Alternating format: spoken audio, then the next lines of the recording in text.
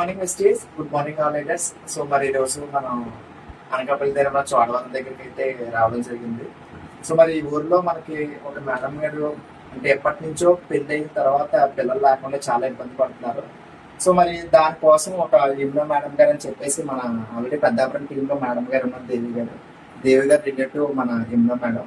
So వాళ్ళ ద్వారాగా ఈ మేడం గారికి కన్సీవ్ అనేది రావడం జరిగింది. అసలు ఎన్ని రోజులైతే పెళ్లి అయ్యి అసలు ఎన్ని మెడిసిన్స్ వాడారు, బయట 2 లక్షలు ఖర్చు పెట్టారు, అక్కడ రాని రిజల్ట్ వెస్టీజ్ ద్వారా ఎలా వచ్చింది అనేది మనం ఒకసారి మేడం గారు మాటల్లో తెలుసుకుందాం. సో నమస్తే మేడం. చెప్పండి మేడం. చెప్పండి. మీ పేరు?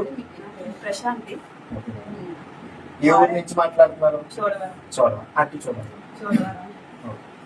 అసలు మీకు మ్యారేజ్ ఎన్ని ఇయర్స్ 10 years అయింది. 10 years అయింది. 10 years నుంచి మీకు కన్సీవ్ అవ్వదండి? అదే ఫస్ట్ టైం పాప పుట్టింది. ఓకే.